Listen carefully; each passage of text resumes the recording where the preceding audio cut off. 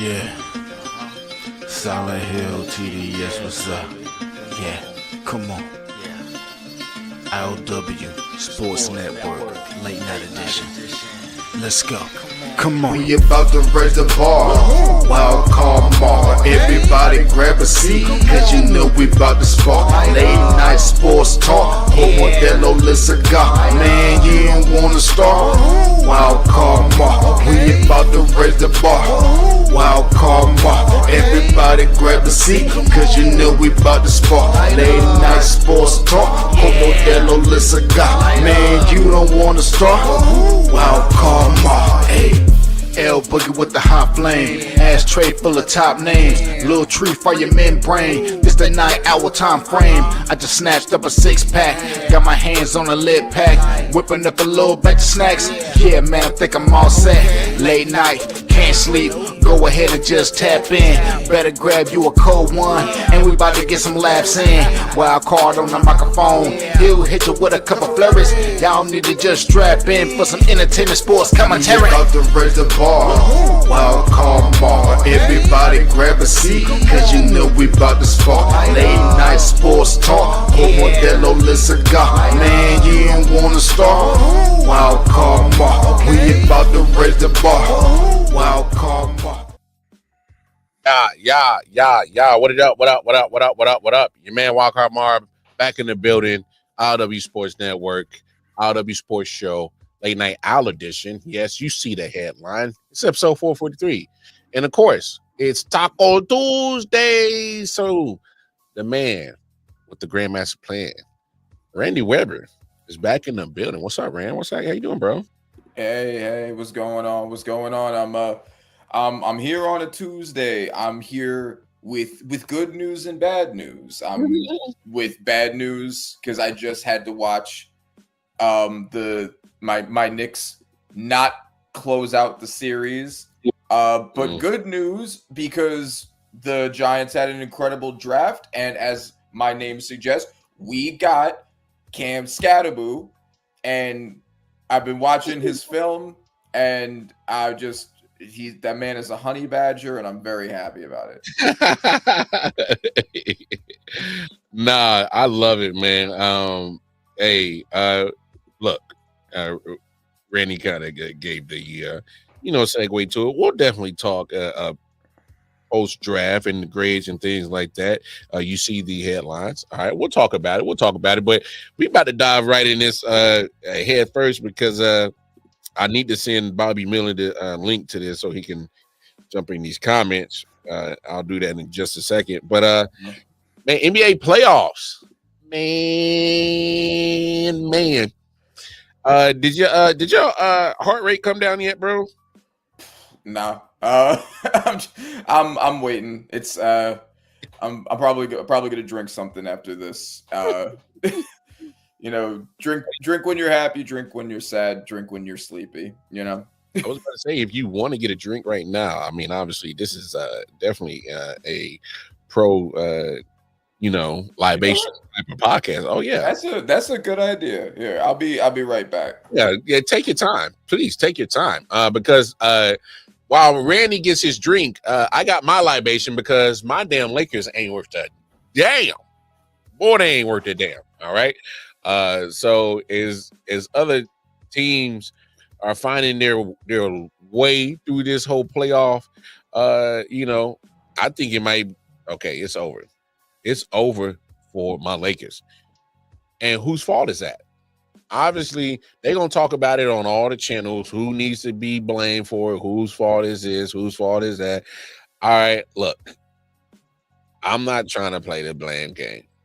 But only thing that really irked me about the other game plan the other day against Ant-Man, who seems damn near like hell bent on sending the Lakers home.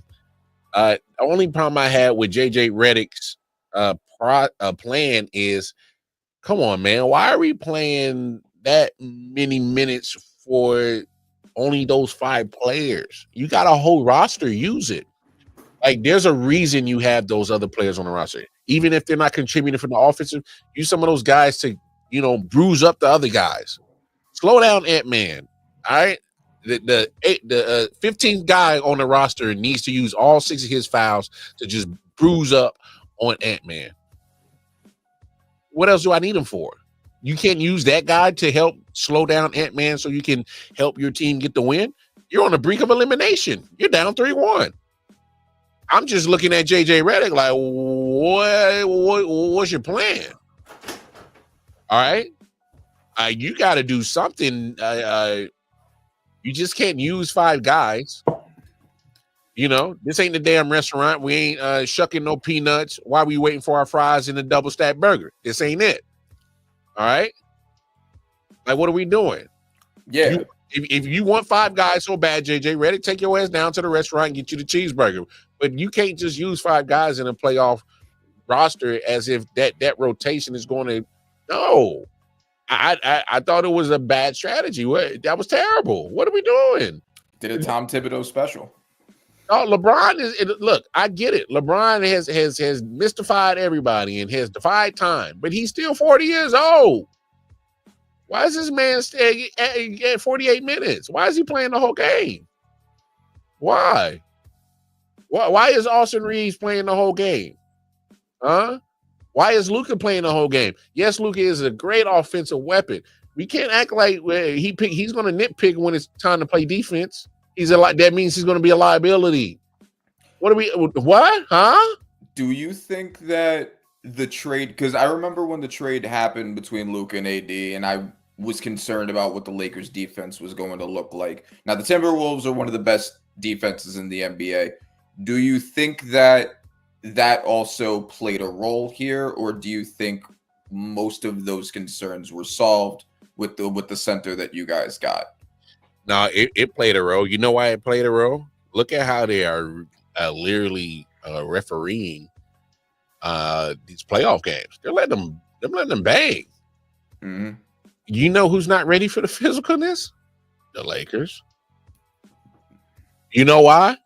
Go look at that last few. Look at the last few minutes of the closing minutes of that game when LeBron was trying to push Ant, and Ant pushed back, and then LeBron's trying to get in position. What's Bron doing? I'll tell you what he was doing. He turned around. Hey, ref, blow the whistle.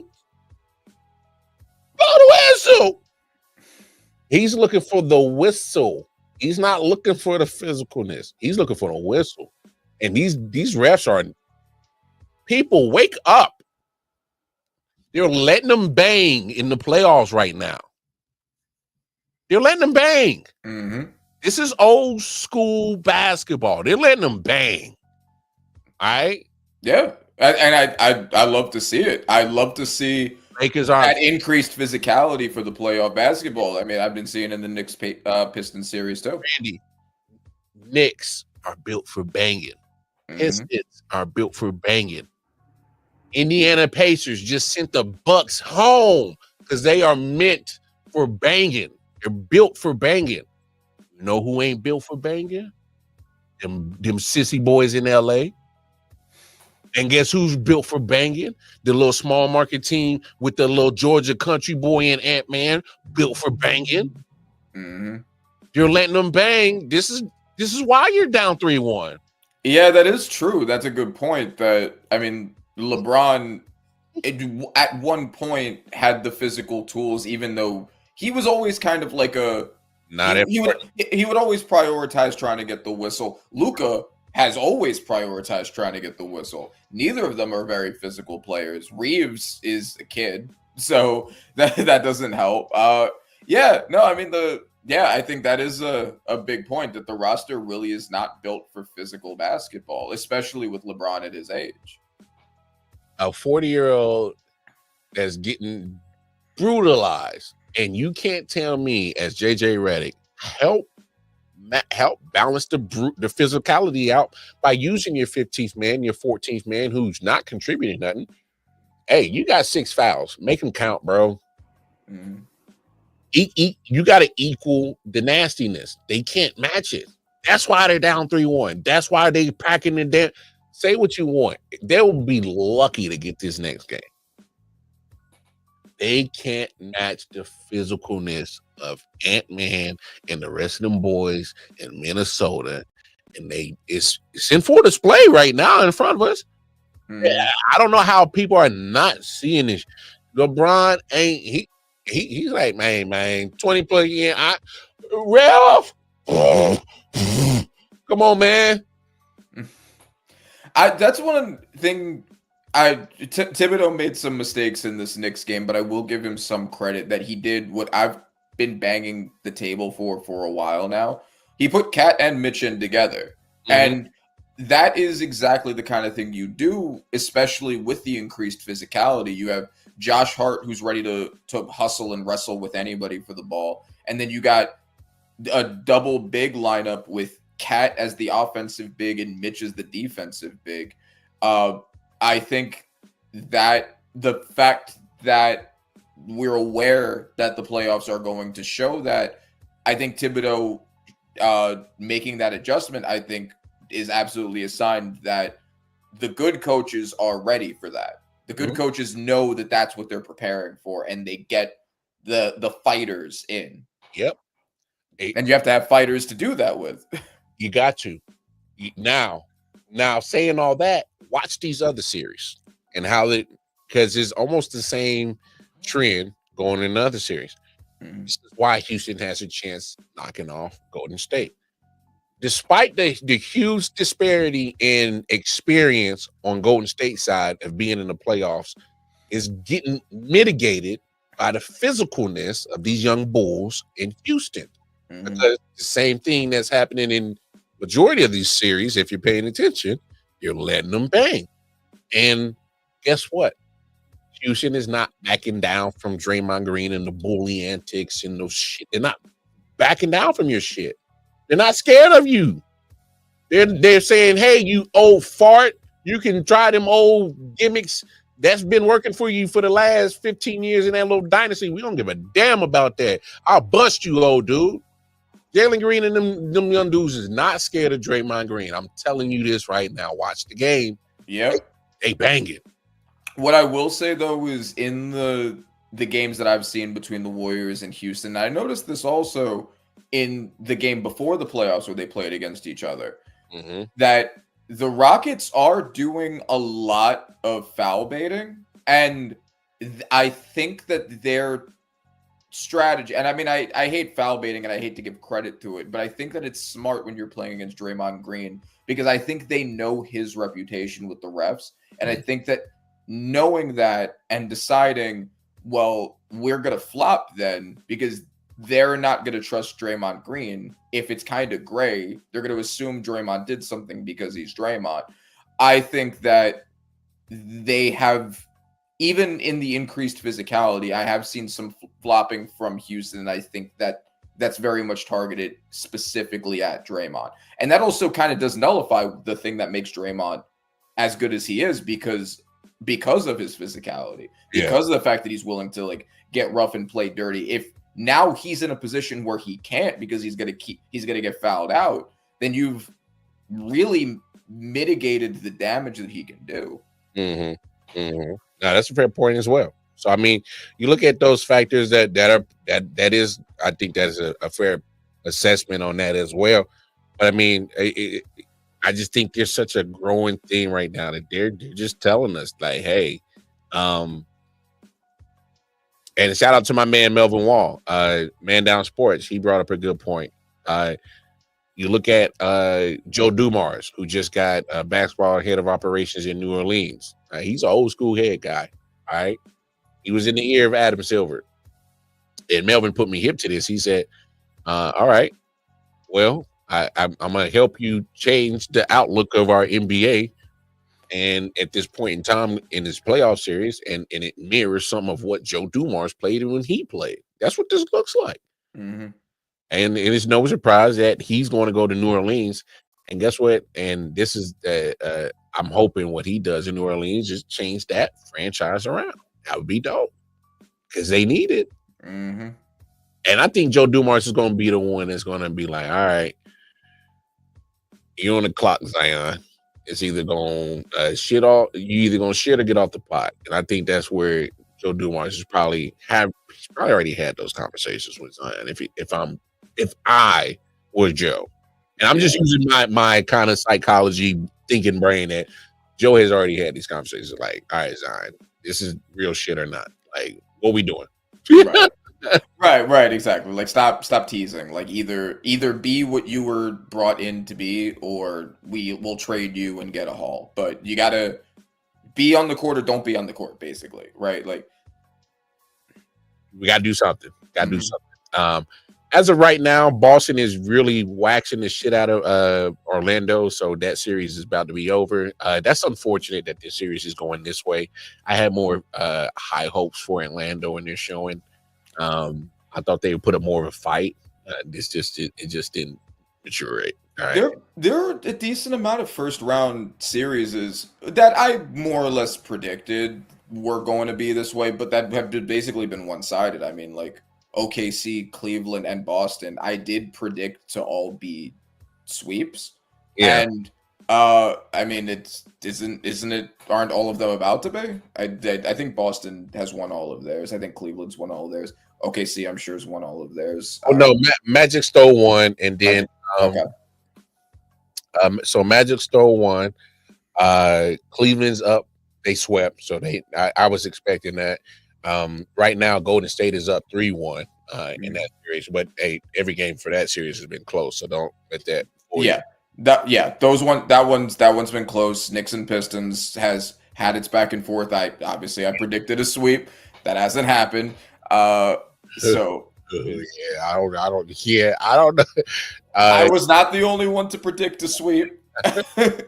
I'll just say that we had the best odds from DraftKings of any of the series, which is saying a lot considering some of the mismatches in the three that I mentioned. So I had good reason for predicting a sweep. We're still going to win, though. We're still going to win. It's going to be fine. No. I just got to always give you a hard time for that. But so let's talk about it, man. I know you now that you finally got your libation to kind of help your heart rate go down, my brother. Let's talk about it, man. Y'all can't put these Pistons away. They are not going away. All right. Now series is what, 3-2? 3-2. Yes. Yes. 3-2. Yes.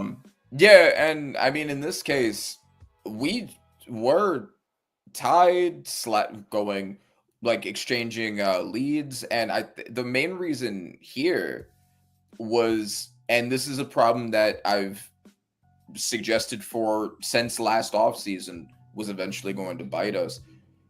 Brunson and Hart can't both be out at the same time within the last, like, 2 minutes of the game, because we don't have the bench depth to effectively put someone in that spot and feel comfortable, right? Like, I like Deuce McBride. He's for short bursts. He's not for long minutes. Campaign, kind of the same deal.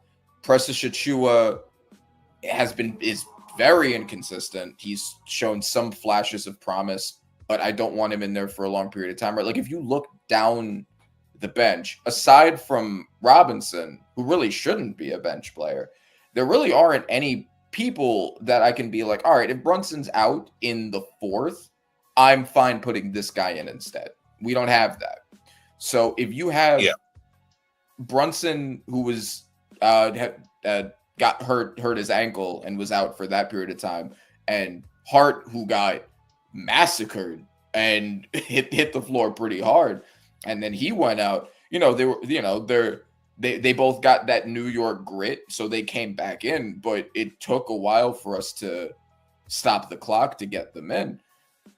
That run killed us, right? Like, that run, we didn't score in that whole run. The Pistons went on a 3-0 run, and with such little time left by the time they got back in, it was basically too late. The fact that it got close, that 3-pointer from OG that was really heavily guarded was incredible. It really honestly shouldn't have even been that close. New York really came back to fight for those last couple of possessions, but I mean, that's it. The bench depth killed us, and I don't know what we're gonna do about that going forward. I think that we may have to trade one of our stars, one of our like 6 stars, and try to get a couple of solid bench players that we trust. Man. Do the opposite of what we've been doing and go backwards. I was about to say, y'all just put this thing together, man.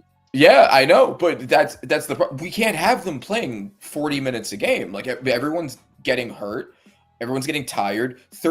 Knicks games third quarters are the scariest thing on earth because they always lose their lead and they have to fight from underneath because they're all exhausted. Yeah, they tired of shit, dog. Beat the hell up. Like you said, that's that old Thibodeau little special right there. Yeah. And also it makes the lineups predictable. You know who's you're going to be playing against. You don't have to worry about people being switched in and out. You don't have to worry about changing rotations. You know it's going to be those guys for the majority of the game. So as much as I hate it, I think one of the hauls, definitely, obviously not Brunson, obviously not Cat, maybe Bridges, because he has been kind of inconsistent. Maybe we need to see what we could get for him in the offseason to try to get some depth on the bench. Man, my man ran. He said, "Man, y'all gotta fix this." yeah. Fix this. You can look at the difference between last year's team and this year's team, and that is a big part of the difference. He said, "This ain't working, Chief." Well, okay, so but obviously we have already talked about the Thibodeau factor. At what point do you look at Tibbs and say, "Hey, bro, hey, what's up with your rotations? Like, what's up with this? What's up with that?" Like, so I'm very cautious with firing coaches if that coach has taken bad teams and made them good teams. Okay. So the same thing with the Nuggets, right? Like with Malone, I thought that was insane because specifically of that. Yes. Same thing with last year with the Bucks firing their coach and bringing in Doc Rivers. If a coach has been winning for you, I'm very skeptical for replacing them. Fair. That being said, a conversation at the very least needs to be taking place to talk to him and be like, "Hey, we're putting a cap on these guys' minutes unless absolutely necessary. If you don't want to do that, we'll find someone who will." Okay. Do that first, see if he complies.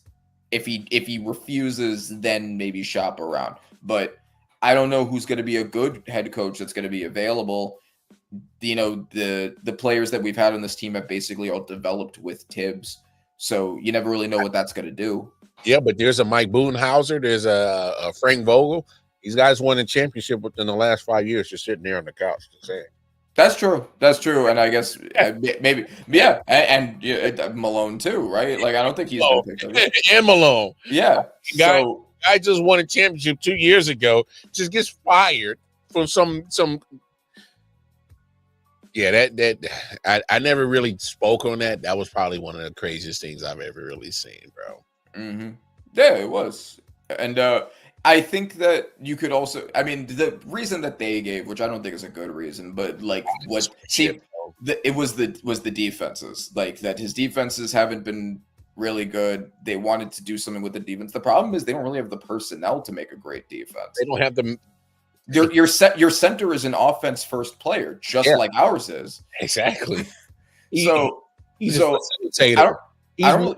white, unathletic Magic Johnson, bro. Yeah. So I don't really know what you expect if your center's not a rim protector. He's not, and he never was. He was never a rim protector. He was never that guy to do that. All right. Yeah. I don't expect him. If you look at the rest of the roster, there really aren't a lot of defensive stars anywhere. I mean, Murray is not going to be your primary defender. Aaron Gordon's not going to be your primary defender. I mean, Russ is a good defender, but he can't be your primary one. Michael Porter Jr. Like, these guys are not if you want a good defense, you need to go get a good defender. Like, they're all pretty much offense first players, maybe except for Russ, because he can do two-way, but like that, you can't rely on that. Hey man, You can't make the horse drink the water once you lead it to it. All right, that's all I. All right, Yeah. and some of these franchises, I don't know what you're thinking, what exactly your expectations are. But there's some quality coaches getting the can, and there's some people that are getting chances, and I'm just like, yeah, I don't know what you were thinking on that one. That can't be a basketball move, can't be a basketball decision. No, definitely wasn't. And I think now actually that you brought up those names, maybe now I would be more comfortable moving away from Tibbs, given pretty good options that are available. So hey, there's a couple of sides, and not saying that they are obviously the world beaters, but Frank Vogel, both him and Budenhauser have always been very good defensive coaches. Mm-hmm. I think you got the pieces that can still play the defense and find a way to get the offense going. So yeah. I think I'm not saying get rid of Tibbs, but what I'm saying is get rid of Tibbs. That's what I'm saying. I'm saying get rid of Tibbs. All right. We've seen this for his whole career since Derrick Rose. This is one thing if this is like a coincidence that this happens to him over and over again, but this has been his same MO from when he was in Chicago. His starters are going to get worn the hell out. And by the time it comes to playoff time, you're either worn down and you're losing too much juice, or it's like a cap. It's like when it comes to his teams. Mm-hmm. I understand what you want to do, Tibbs, and hey, yeah, man, my starters are going to be amongst elite leaders in minutes. I don't know if that's necessarily a good thing. No, it's not, especially in the regular season. It's one thing to do that in the playoffs. Yeah, that's one thing.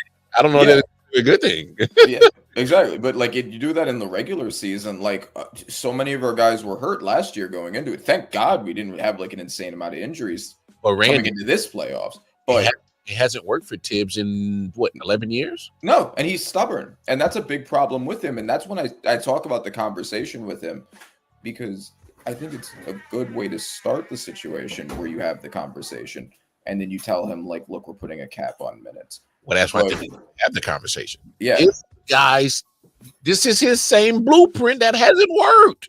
It'll get you to the playoffs. That's fine. And that's a big problem with it, is that because he's so stubborn, I don't know how he would react to that conversation. At that point, I don't care how you react to my conversation. Just do what the hell I asked you to do, bro. Yeah, that's what I'm saying. Like either do it or you're canned. But I think he might just refuse to do it. So I think he might have to go. That's fine. We'll find a new coach. What else happened tonight? This series is starting to really pick up right here for me. Clippers and Nuggets, bro. Yeah. My goodness. I had a feeling this one was going to be one of the closer ones. I think a lot of people just. I didn't think it's going to be like this, though, bro. I didn't think it was going to be like this, though, bro. Like, no, this, I get it. We're getting prime Kawhi. We're getting like almost like prime Kawhi, like playoff. Yeah. Playoff Kawhi, it cancels out playoff Harden. And it's just PEMDAS. Like, hey, you foul for that, bro.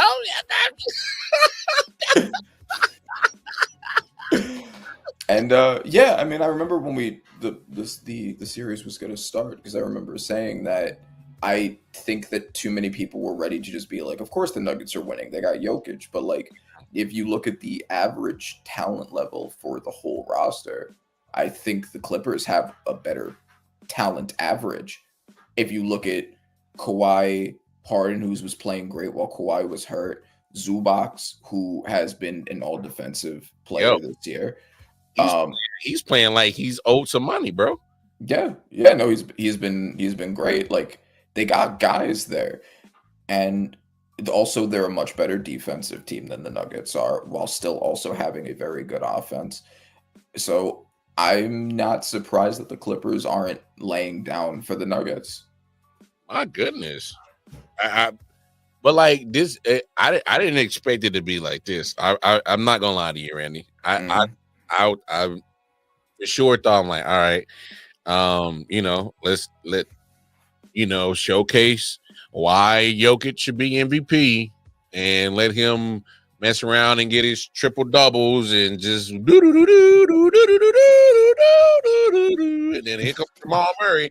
I feel like playing basketball now. And then Michael Porter Jr. says, "Yeah, man, I'm gonna stay healthy for this one. I'm gonna play basketball." And Aaron Gordon says, "Hey, I just want to leap over people like I was in the dunk contest with Zach LaVine again. I'm gonna jump over a car, yeah." And then all of a sudden, the Nuggets are playing out of their mind. And then Russell Westbrook goes, "Hey, I'm a top 75 player. Remember me?" And then he does what he does, and then the Nuggets just go on to a crazy ass run to the finals.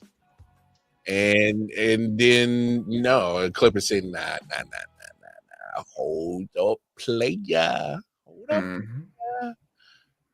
Kawhi's, hey, this is what I was trying to tell people.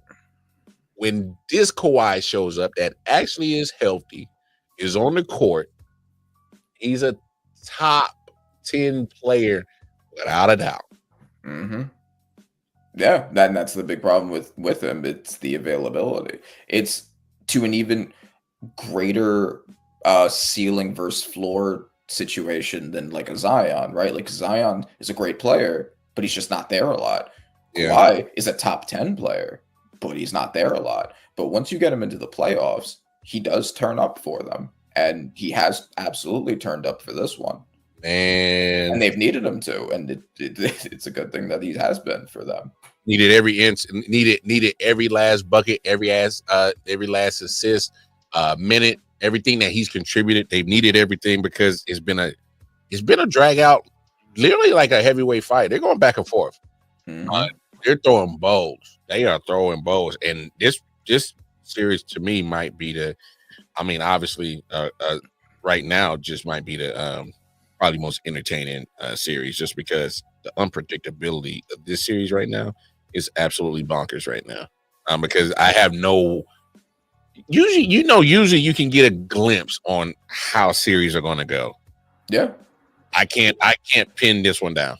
It's been the opposite of a lot of the other ones in the first round, where a lot of them were just a big team beating up on a little team. This one, it's going to go down to the last possession of the last game. Oh, this has 7 written all over it. Your guys' series, Knicks Pistons, 7 written all over it. I know you don't like to hear that.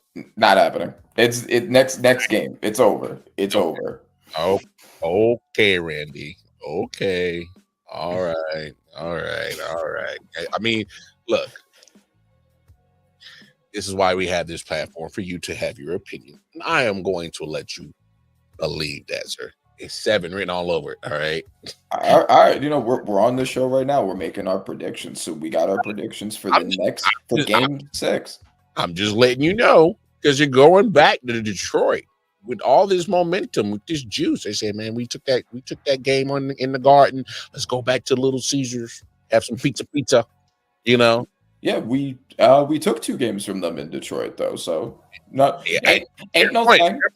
Fair point. That's why we talking our shit. That's a fair point, because New York saying, "Oh well, yeah, we come in and smashing your pizza.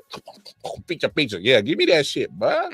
Yeah, no. Little Caesars never touching real New York pizza, right? Like get us the cheese, get us the bread, bro. Hey man, hey y'all said y'all ain't even fucking with us on our pizza, bro.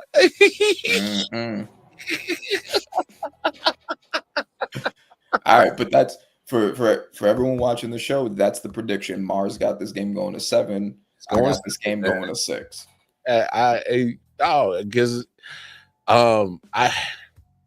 Kate is playing fearless, bro. Kate is playing fearless right now. I love the kids game, but I just love in general what Detroit has done this year. I think you guys still pull it off because I still think you got the better roster. You got the proven, I guess, the more proven coach, if that's a thing that I guess to even compare Tibbs to a bigger staff. Yes.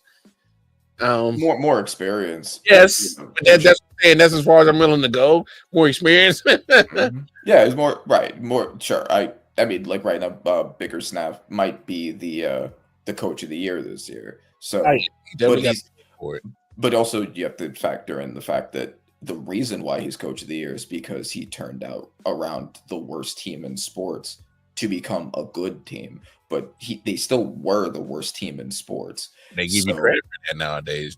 Come on, you know that. They give you credit.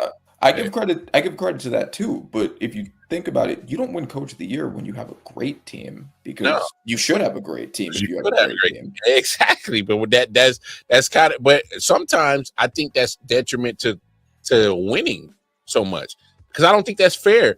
You should still be considered coach of the year, player of the year, just because, quote unquote, voter fatigue, because we're always in this predicament. Well, I think that should be just as much praise for being on a consistent winning process than turning around a loser. No, I agree.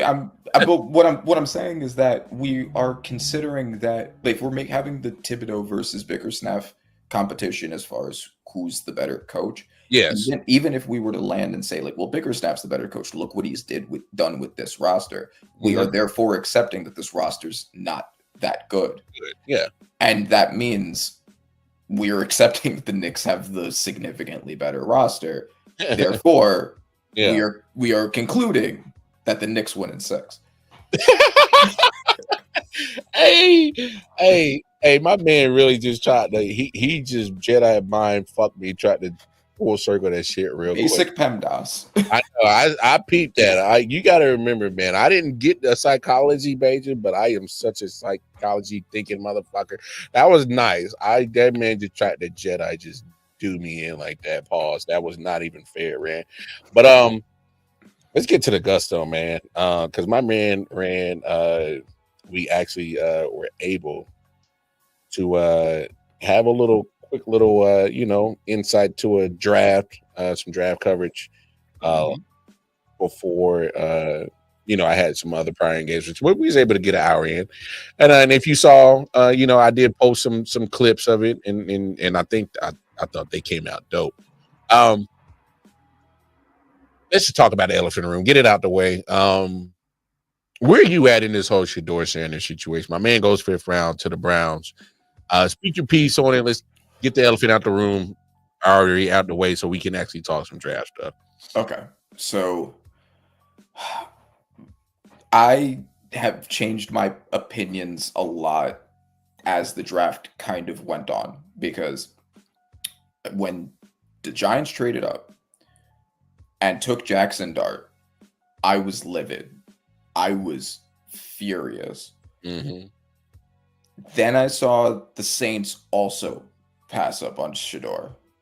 Then I saw the Seahawks also pass up on Shedeur. And then I saw the Browns the first time pass up on Shedeur. I saw the Steelers pass up on Shedeur.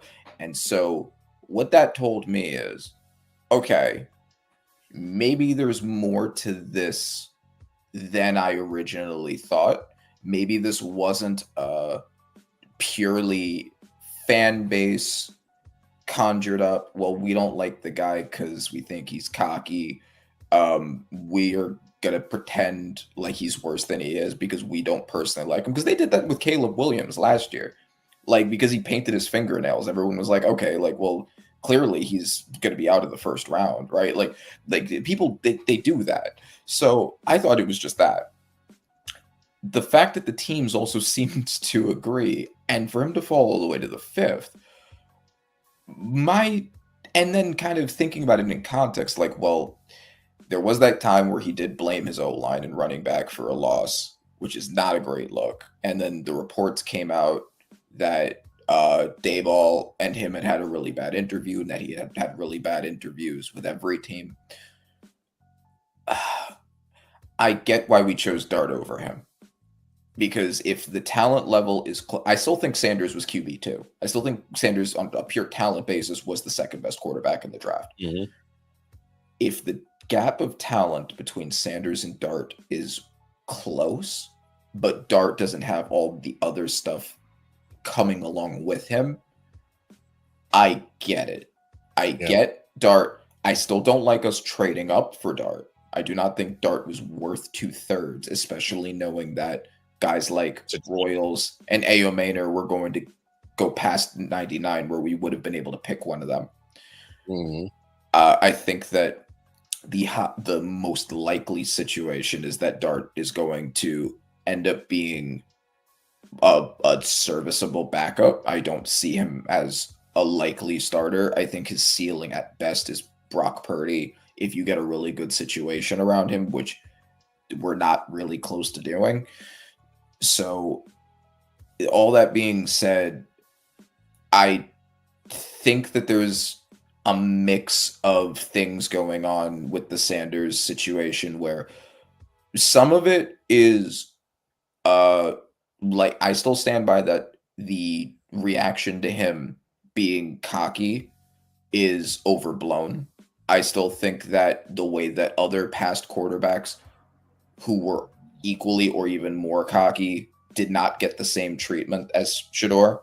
Oh, Um, hey, sorry to cut you off. You're Uh-huh. absolutely right. And I'm gonna give you a prime example.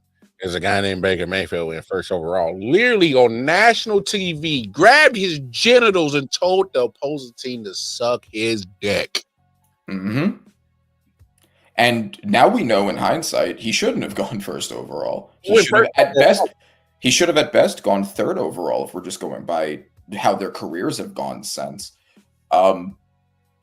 So we know that. I mean, and then we have examples of quarterbacks who were real big misses. Johnny Football, Josh Rosen, who were very arrogant and they didn't slide, and they should have. But just looking at their play alone, Josh Rosen went from top 10 to being traded a year later to out the league in 2. yeah, and he was the one who was like, everyone picked before me was a mistake. Was a mistake. Yeah, so Shador's absolutely been treated differently than other equally cocky quarterbacks. And I totally get that. And I don't agree with the narrative that it was all based off talent. I mean, look, I love Eli. Yeah. Eli was a Nepo baby. He was such a Nepo Oh, baby. When you talk to these people, because you're a Giants fan, and so Yeah. you could relate.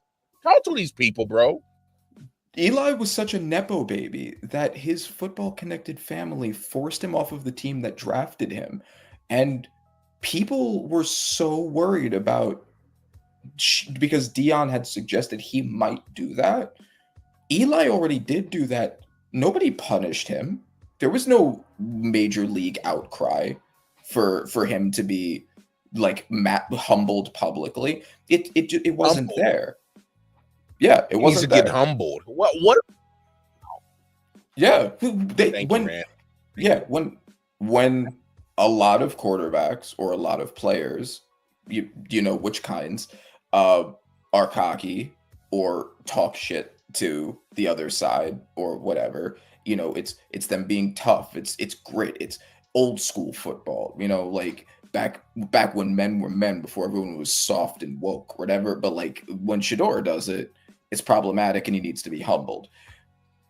I think that a lot of that stuff is overblown, but I say that also acknowledging that there were things that Shador also did wrong. I think it's clear that the Sanders family also made mistakes, especially considering the fact that Shador's brother fired Dion as his agent. So if we're going based off of pure quarterback play, he should have been the second quarterback off the board. He was not treated fairly in comparison to other cocky quarterbacks, but he also made a lot of mistakes that made it worse for himself. And I'm okay with Dart going over him. I'm not sure about the other ones after him. I'm not. I can make a debate about Dart. Now, that's where it stops. Nobody else? Absolutely not. Yeah. Absolutely not. Chuck is Oh my God. Chuck is 25 and has spent most of his college career injured. I'm not touching that. I'm not touching that. I'll let you have that. I am not. Yeah. Man went in the second round despite not completing a full season in years. Milroe is an athletic, high up prospect. I would have liked him if Sanders had already been off the board as a backup quarterback to learn, not before him. And then Dylan Gabriel. Dylan Gabriel is actually an interesting prospect because he was basically written off almost entirely based off of his combine appearance because he's small and he wasn't fast enough to make his size worth it. But I mean, he's the passing touchdown college football leader and tied for the passing yards college football leader. Honestly, he probably should have gone before Shuck and Milroe also. So, and now the Browns have Sanders and Gabriel.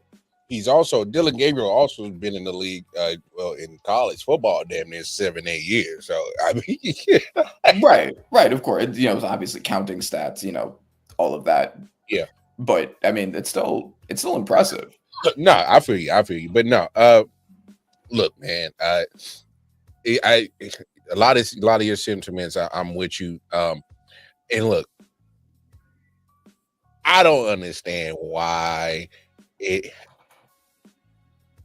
I just thought it was disgusting how it was complete collusion in front of our face. And the thing is, you can't find a collusion and you just passing the bar. I want you to touch on this. How hard is it to really catch somebody in collusion? That's a very tricky question. We would really need to prove that it was a concerted effort. I think the fact that the Browns did eventually take him would be an argument against the fact that there was collusion. Also, it's not illegal not to draft a player. No. Yeah. And that's not of course. That's not the actual discussion. I know that part. I'm talking about the actual part where, you know, we just had a situation in 2016 with Colin Kaepernick was trying to prove collusion, and instead of going into court, they settled.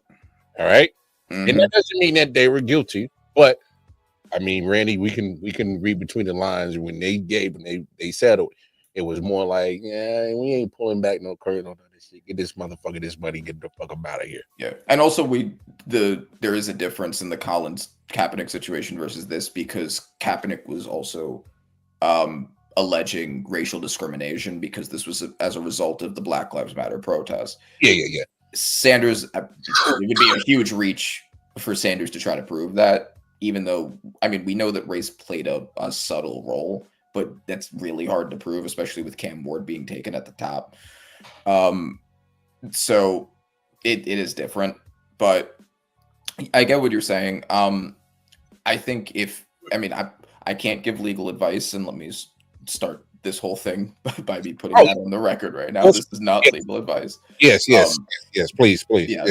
I don't really think that he has a case for collusion, but I do think that there's a good chance that collusion happened. But I mean, I just really wanted to speak to the part of actually trying to nail a group of 31 billionaires to the same collusion thing, or at least a group of them. It's going to be hard to prove it because they're gonna look out for each other, and look at each other's back. They probably, you know, whatever messages they already had, if there were some, it's already been deleted and already erased and already taken clean. So right, and also it's kind of because when we talk about something like, you know, discrimination is a perfect example of this.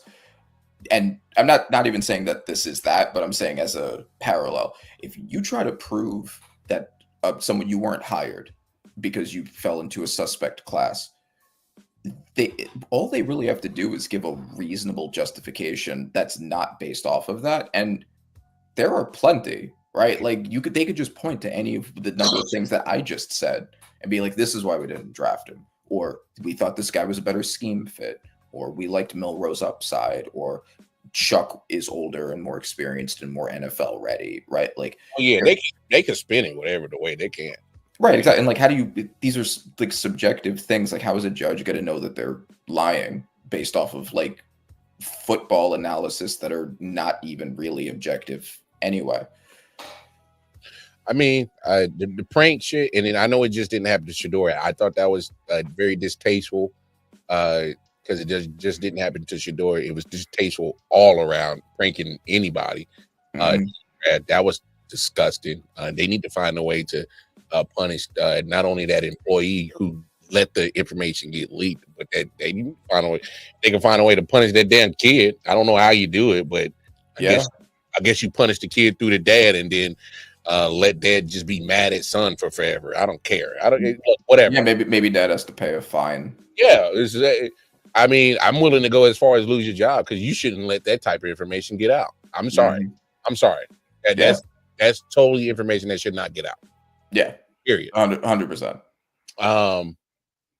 Let's go through each draft. Do you want to start with?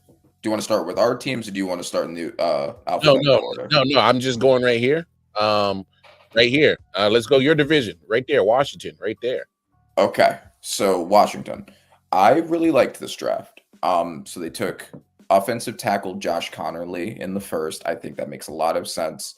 Jaden Daniels, get him some protection. I know that they also have Wiley as their right tackle now. Both Connerly and Wiley can also play guard. I think that position can absolutely use an upgrade. So you get Tunsil and Connerly as your tackles for a great but smaller quarterback whose issue in college was his sack rate. You want to make sure you always have protection for him.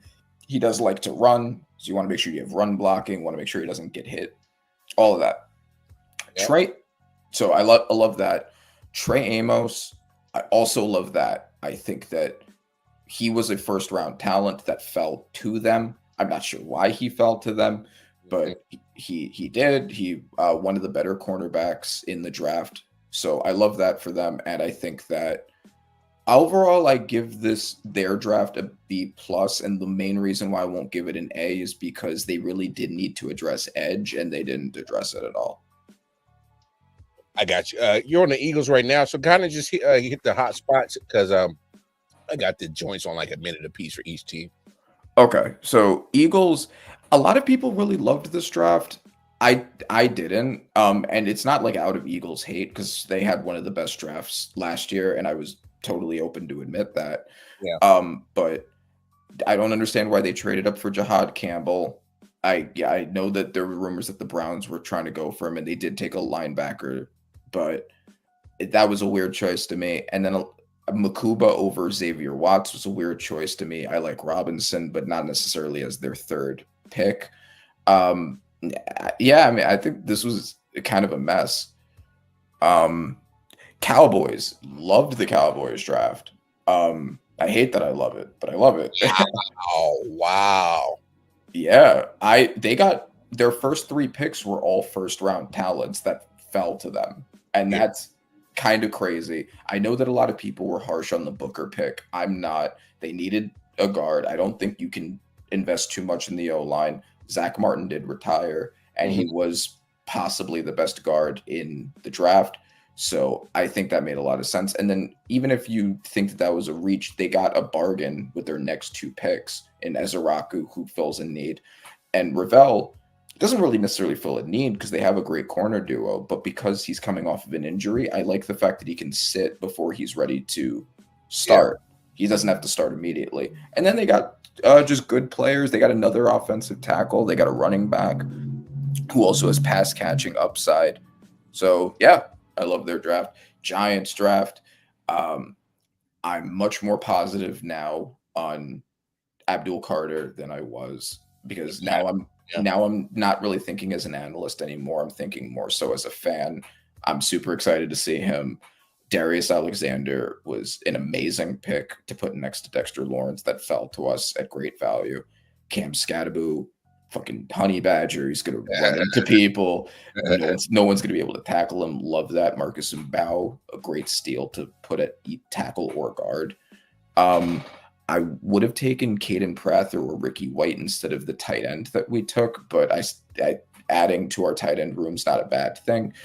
I don't like trading up for Dart still, but we get the 5th-year option out of it at least. I would have liked that 99th pick to be Jalen Royals or Ayumaner or offensive line depth, but overall a very good draft. I'm pretty excited by it still, even being skeptical about Dart.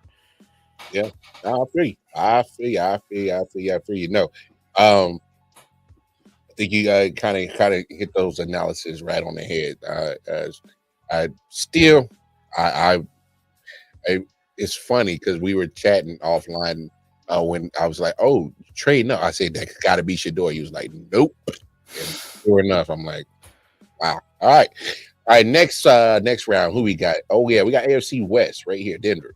This was a really weird one. I didn't really even know how to grade this one. So Jade Barron, they didn't really need a corner, but he has the versatility to play outside, inside, and safety. So there's always value in that, making a new no-fly zone. Um, After that, it seemed like they were almost looking at a different draft board than most people. Like a lot of the people that they thought were the best available at that position were out of consensus. RJ Harvey over Caleb Johnson, Pat Bryant over Jalen Noel, Jalen Royals, like Ayumaner, Savion Jones over David Walker, and Braden Swinson. Yeah. Weird choices, but maybe I guess I'd have to trust Sean Payton to a degree. Maybe it's a scheme fit thing. I'll explain the Broncos draft when we finish up with the rest of this division. Okay. Chiefs, one of the best drafts of any of the drafts. Absolutely perfect. They got a steal at left tackle. I know that he's coming off of an injury, and that's why he slid. But if he is able to come back healthy soon enough, or next year or whatever, you have the best left tackle in the draft potentially. Oman Norman Lott, the best pass rushing defensive tackle. Love that for them. Ashton Gelati, undersized but very strong and productive edge rusher. Noel Williams, the best, the interception leader for last year. Jalen Royals, a steal for a wide receiver. Brashard Smith, great running back steal in the 7th. I don't really know enough about Basa, but I mean, Basa is he's going to be more your pass coverage linebacker. He used to play safety, and then they moved him to linebacker at Oregon, and they couldn't take him off the field. So that gives you kind of an idea of that. Chargers. So the Chargers were. I hated the Chargers' first pick. I hated them taking Omarion Hampton in the first, because this was such a. You don't normally take running backs unless they're Genty levels of special in the first. This is incredibly deep running back class. So they could have gotten a running back in the 2nd or even 3rd at great value. Caleb Johnson was still available in the 3rd, and he was my 3rd best. I think they should have taken Matthew Golden or Luther Burden, but I really like the rest of the draft after that. Trey Harris, if you're going to get a 2nd-round receiver, he's a really good one. Jamari Caldwell for the interior, I thought that was nice. Kyle Kennard, a steal to replace Joey Bosa at edge. If it wasn't for that first pick, I'd be really favorable to this draft. Raiders, just like the Chiefs, I think these are both equally great drafts. Ashton Genty, if you're going to take a running back first, it has to be someone special like that, and you also have to make sure that you build the O-line around them, which they did. Charles Grant is an absolute steal, a monster at William and Mary. Jack Besh, great wide receiver choice, put next to Brock Bowers, physical guy. I was a little skeptical when they traded back in the 2nd or the 3rd when Will Johnson, then the 2nd when Will Johnson was still on the board, because I was like, how do you not take Will Johnson when you need a corner? And the best pure corner aside from Hunter's right there. But Darian Porter was also a steal, and you don't have to worry about the injury issues with Porter. So I am not going to complain about that at all. And then you got 2 really good interior defenders. You got a really good safety steal. Chiefs and Raiders both I give A pluses. I thought they were both awesome picks. Yeah. Obviously for the Chiefs draft, obviously I covered it. I loved it. I actually had the idea. I was hoping they're going into it like get some wide receivers, some running backs, corners, and Luther Burden was sitting right there, and I was like, "Oh, please go get him, And like he's from down the street. He went to Mizzou. I go get him. Like that'll be lovely. And they went Simmons. All right. So me and Randy were talking about this off air, and I was having this conversation with my man Chris, Arrowhead Chief Podcast. Shout out to them. If you saw the episode today, he put me hip to this, and I'm gonna give him credit for this. This is a future pick, because a PCL on a left tackle is a dangerous. That's a crazy injury, bro. All right, it's a crazy injury, and he had this in October. So do the timeline. He probably won't even be ready for training camp. All right. Don't rush him back, because you went and signed Jalen Moore in free agency. He was Trent Williams' backup. You gave him a 2-year deal. You gave him $20 million guaranteed.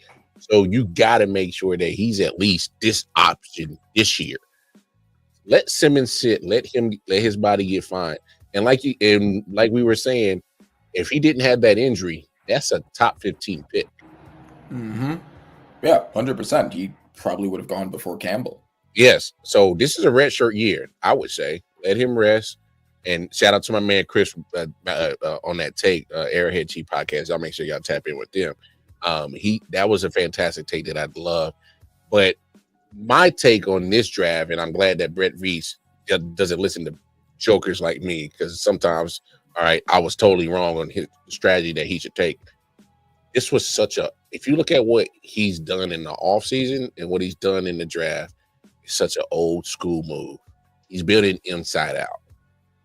And what I mean is he's building the interior on both sides of the football, D-line and offensive line, and he's building out. And then he starts going to linebackers, corners, safeties, wide receivers, and then running backs. He's building inside out. That's such an old school way. He's had such an old school offseason that he's literally making the Chiefs, who's already a Super Bowl contender, a dynasty in right now, and he's making them meaner. Just making them meaner. I want you guys to understand that. And this is not me being a Chiefs fan. Look at what he's done in the offseason. He's built the team inside out. He didn't make flashy picks. He's made picks that's going to make Rashad Smith is going to be a weapon. He has Christian McCaffrey capabilities. But that's a big call out. Okay, those big expectations. No, I'm not saying he's going to be on that level. What I'm saying is look at the potential that he can be. If you look at the tape of what he was doing at SMU after he transferred from Miami, the guy can catch out the backfield similar to what Christian McCaffrey's game is what in the NFL. And so when you give that to Andy Reid, and if people remember when he first got to Kansas City, he had Jamal Charles, which was a receiving running back. Mm-hmm. And Jamal Charles was running all over the field, scoring touchdowns his first couple of years for Andy Reid. Don't forget what he did with Brian Westbrook, a great running back out of the backfield catching the football. Okay. Crazy. As a stylistic comp, you mean? So yeah, I definitely see that. Yeah, and I mean, I think those are some of the most valuable kinds of running backs in this modern day, the pass heavy offense. So if you can get one of those at the 7th who's good. Exactly. Yeah. Now, Noah Williams fits Steve Spagnuolo's plan of a corner.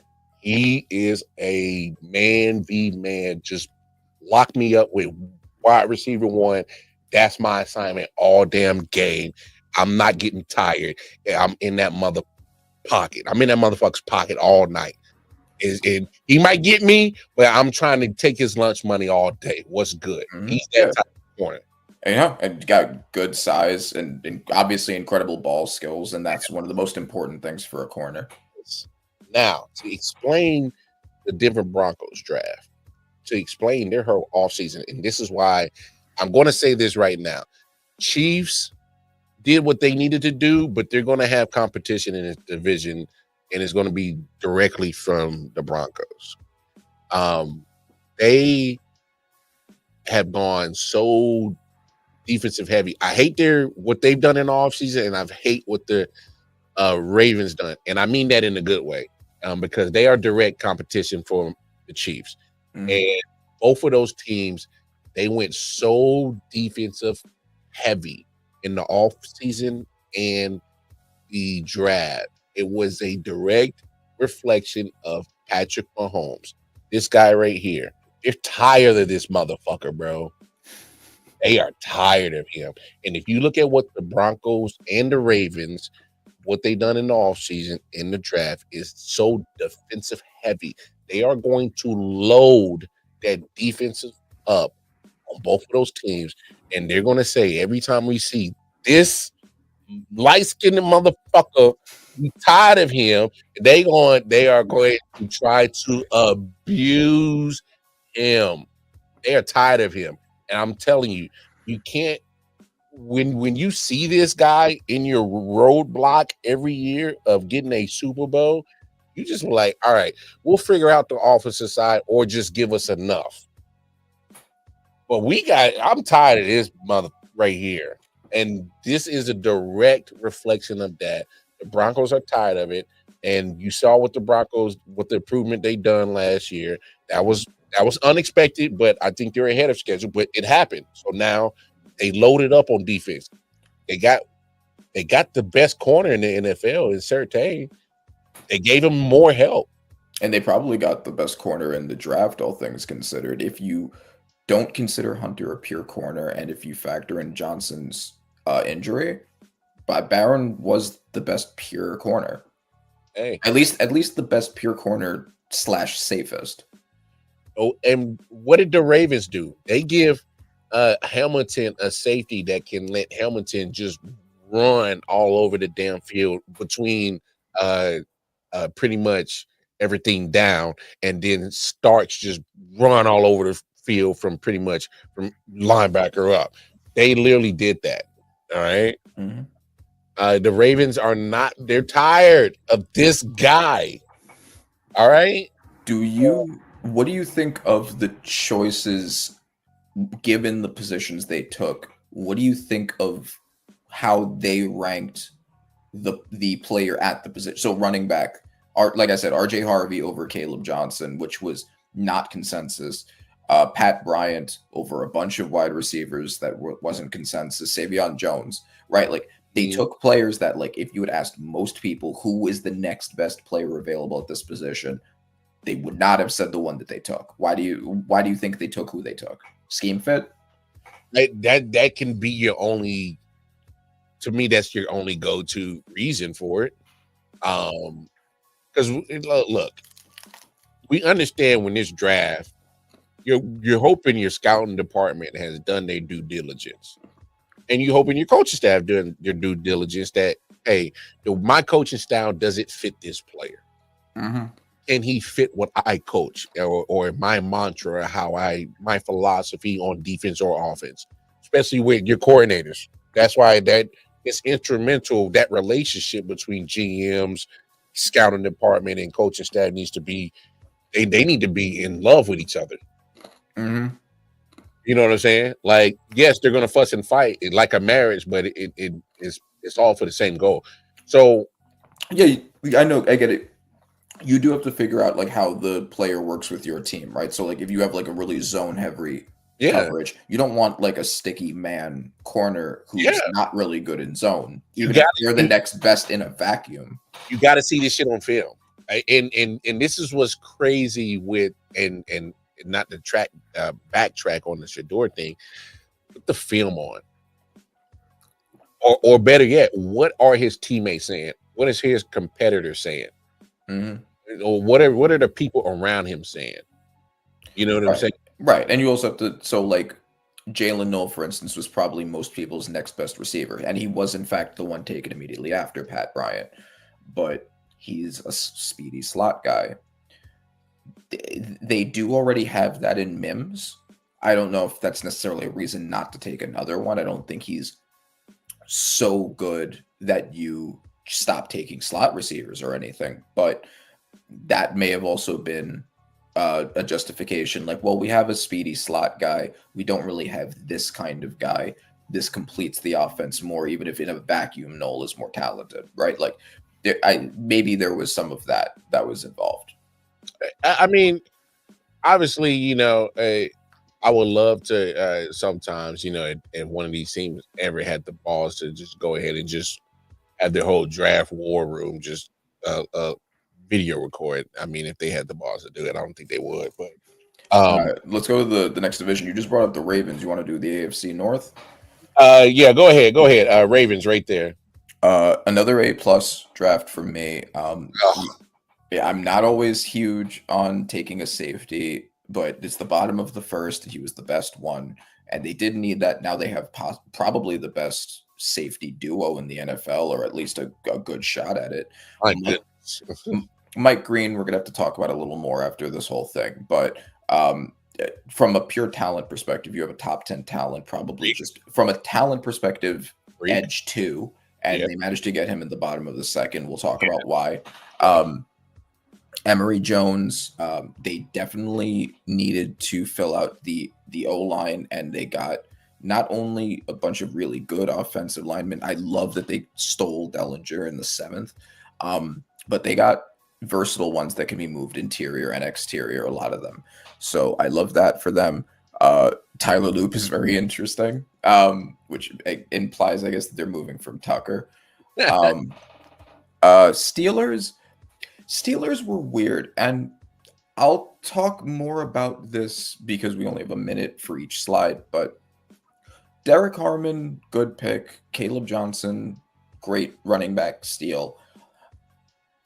Why don't you need a quarterback, and you see the second best one fall to you in the 4th, and you take a backup edge? Weird choice for me. Nothing wrong with the players, just given that context, taking someone who's probably not even going to see the field because of the edges that you already have, but not the second best quarterback, not worth a shot. Like the risk, if you have to cut him or trade him, you just did that for a 4th round pick. That's wild, bro. That's it. That's just weird to me. I get you. Weird as hit. Yeah, I mean, I guess that's my main criticism for them. Bengals, horrible draft. I hated this. So they take the same thing. what a mess. Old pre Joe Burrow and Jamar Chase Bengals is coming back. So Jamar Stewart, I've talked about him before. Terrible choice.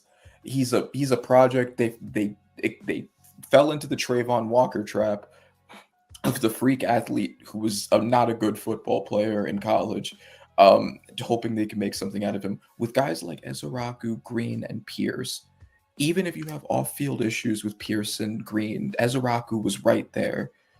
Why in the world are you taking Stewart? Demetrius Knight, a linebacker that they reached for who would have still been there, who's old. I liked the 2 guards. Barrett, Clemson, and then they take another linebacker. Weird. Okay, so the Browns we're going to need a lot of time to talk about, but yeah, we'll talk about it. Yeah, the Browns, so they did the thing. If you remember the first episode that I was on where I talked about what I would like the Giants to do, given that we had taken Russ, and it was exactly trading with the Jaguars so they could come up and take Travis Hunter, moving down, getting a 1st for next year, and taking Mason Graham. I laid out that plan on this show for the Giants to do. I don't know if Stefanski was watching. He had to. Because he took the exact plan, and I think it was brilliant. They got Carl Schwarzenegger was maybe a little bit of a reach, but I think he's going to be really good for them. Harold Fannin, in an absolute steal. He was my tight end 3. I wanted him to fall to Kansas City. I can't lie. Yeah, no, I mean, if for when it's time for Kelsey, that would have been an amazing replacement. No, and that was my reasoning why I wanted him to fall, because I know we got Jared Riley from TCU last year, but I know the question mark is still on him because he's had the injury and he's still young. But he has a similar makeup of Kelsey and a similar background. He used to play quarterback, so he kind of understands how to sit in zones and whatnot. What is a quarterback looking for? But I was just looking at Harold Fannin, and I'm like, I get Vernon Davis vibes, and I would love that for my team. Yeah, no, he was the leader in receiving yards in college. I get that there's the competition concerns, and he's not like a freak athlete like a Mason Taylor, but just like on what he's shown, I think he should have been taken way higher. So here's the thing. There's one thing that I would criticize the Browns draft for, and if this wasn't the case, I think this would have been the perfect draft and maybe the best draft I've ever seen if they had fixed this one thing. Why are you taking 2 running backs and no left tackles when you took 2 smaller quarterbacks, one of them whose main criticism has been taking sacks? Do you really need Quinshon Judkins and Dylan Sampson? Couldn't Dylan Sampson be enough? I said the same thing with my man Chris on his. I was like, what? Why do you need that other running back? I said you still had offensive line issues. Like that was one of your biggest problems too. That kind of was one of your demise. So I'm 100 with you.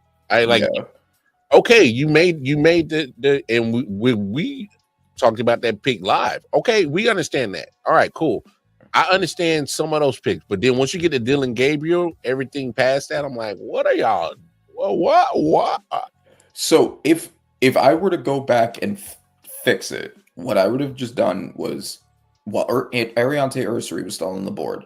Take him instead of Carson Schwessinger. Take Carson Schwessinger then at 36. You don't need Quinshon Judkins and Dylan Sampson. Just take Dylan Sampson where you took him, who would have been a steal at that spot. And I think you have maybe the best draft of all time. I think if you just fixed that thing. That being said, though, I mean, I actually don't hate the fact that they took both Dylan Gabriel and Shedeur Sanders. It gives them quarterback options. The fact that they have a first for next year, so they have the ability to use it to either pick or trade up for a quarterback in the bigger quarterback draft, but they still have project quarterbacks now to see what they can do to have them compete for a starting spot. I mean, I would probably cut or trade Kenny Pickett because there's no point in having him now. You can have them compete for the spot, see if either of them have good starting caliber chops to be your franchise guy, and if neither of them are, then you still have a first for next year in addition to the first you would otherwise have had. So I think that's incredible value. The Cleveland Browns are about to be the most watched preseason games for 3 weeks in a row. Yeah, 100%. And that's also probably a big part of it, right? Selling tickets, selling jerseys, right? Like I don't. It's also a business decision, of course, but I also think it's a good football decision too. Just wait till that Shedeur Sanders jersey is available. About to fly off that mother shelf, and it's going to be people who's going to buy it just to burn it, to talk shit. There's going to be people to buy it to rock. Guess what? It's going to get bought. He's gonna have a very interesting fan base of people who are fans of him specifically that are not otherwise Browns fans, and that is going to be interesting to see how the team reacts to that.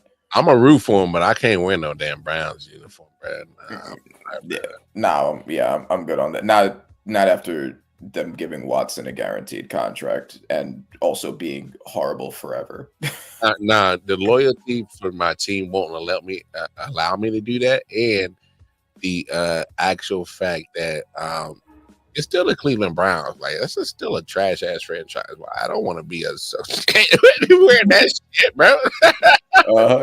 Give money to them. Because also, who knows how long he's even going to be on that team? Right? I don't.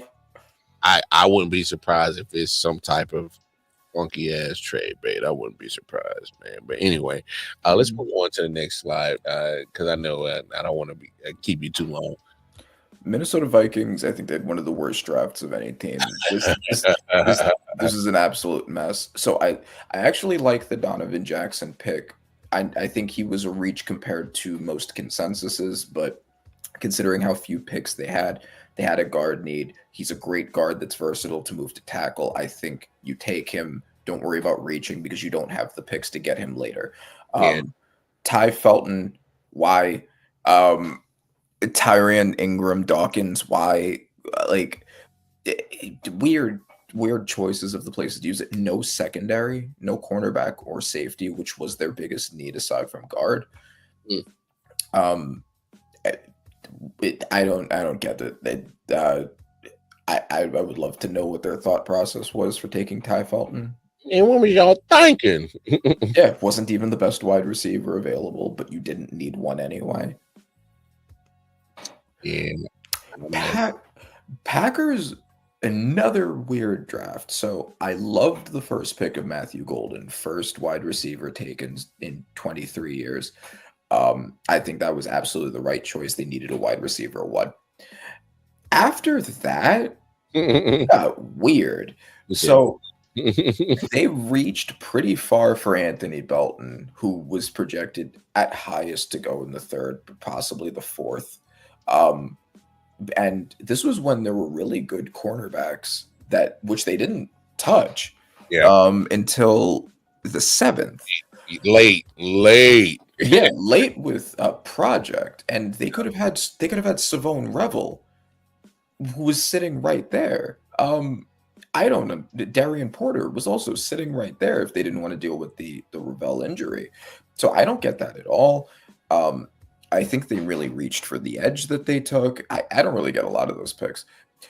Lions were also honestly, the NFC North was kind of a mess when it came to, I don't know why specifically them, and we'll talk about the Bears too, because the Bears were also weird. They don't take an edge until the 6th. This is a very, they went off of who has the most Dan Campbell vibes, because Tate Radledge has huge Dan Campbell vibes. That's wild. Yes. Ahmed Hassanine also has huge Dan Campbell vibes, like tough, gritty workhorse players. That was definitely a big thing here. I like the guard duo, but the worst pick of the entire draft was trading up to get Isaac Tesla. Like he would have been there wherever you were going, and he was not the best receiver that was available at that spot, not even close. So I don't really understand that at all. Bears were so interesting because it's not necessarily bad, but it's very weird. Colston Loveland over Tyler Warren. That's that's outside of consensus. Mm-hmm. I can understand it from a scheme fit perspective if you're mainly using him as a receiver more than a blocker. If you're doing a lot of 12 personnel and you're going to be sending him out in the slot to fill out the Keenan Allen spot, I can understand why you would choose him instead. Luther Burden, best pick of the Bears draft easily, because that's a huge steal. You know, the injury, the attitude, all of that stuff in the second round, take a chance on it. Hey, real quick, don't listen to that shit. Luther Burden, teammates loved him. He was a dog, bro. Okay, sure, yeah. I mean, people say that about players all the time. I'm not worried about that either. Ozzy Trapillo, that was my very random prediction when I made that mock draft that the Bears were going to take Ozzy Trapillo in the second round. And so I'm really happy that I hit on that, and I think that's also a really good pick. Just hit on that one, bro. Yeah. After that, though, Shamar Turner, I hate all of the Texas A&M defenders. I wouldn't have taken any of them. So I don't get that pick. He wasn't the best defensive tackle on the board at that point. It was very weird, not necessarily awful. It was honestly possibly the best of the 4 NFC North drafts, which is saying a lot, but yeah. I was so hurt when they grabbed. I'm like, no, don't go to Chicago. But I was like, I like that for Luther. Well, because I look, Colston Loveland. I see why Ben Johnson did it, because he was looking at Laporta, and he was like, that might fit my offense a little bit better than Warren. I guess that's the only way you could probably justify it, because obviously you saw what Ben Johnson was building in Detroit, and now he's in Chicago. I look for those matchups to be fantastic. Detroit. They have a great pass catcher unit now. They have DJ Moore. They have Roma Dunze, who I think is going to be better than he was last year. He had a solid year last year. I thought he had a solid year. He had a solid year, but I don't think he lived up to the top 10 billing list last year. This might be the up year. I think it's going to be. Then they have Luther Burden, Colston Loveland, Cole Kmet. Like this is a good. I think I'm forgetting someone, but Andre Swift, and then they picked up some running backs in the offseason. I can't remember who they picked up. oh, that was another thing with the Bears that people expected them to take a running back really high, and I actually agreed with their decision not to because I don't think that the issues with their running game last year were a DeAndre Swift problem. If you look at the year prior, DeAndre Swift was top 5 in rushing yards. He was a Pro Bowler the year right before he went to the Bears. And then he went behind that trash ass O-line, the same O-line that Caleb took historic sacks behind. Mm-hmm. Of course he wasn't going to produce. I think beefing up the O-line for Swift was fine. I don't think they needed to spend a really high pick on a running back. I don't think it would have been bad to get someone to pair with him. Well, I mean, you know, we gave him Joe Tooney as a guard, so they got an All-Pro guard. All right. You know, so that helps them out right there. I mean, so hey, look, they it wasn't the flashiest draft, I would say, for Chicago, but they kind of pretty much done a lot of things in the offseason when it came to free agency and trades before they even came to this draft. So maybe that kind of steered their direction or strategy, I would say, on this draft.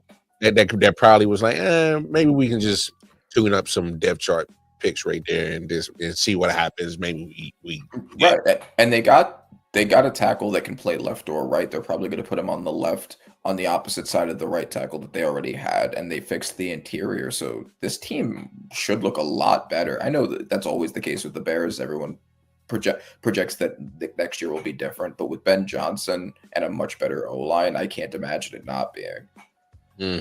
No, I'm right there with you. I think this is a potential that the Bears could start making some noise with the rest of this division, because I was end up turning into almost a 3-headed race last year. So if they improve, you're looking at the whole division that might mess around and be the. I don't know if has it happened that the whole division gotten to the playoffs yet.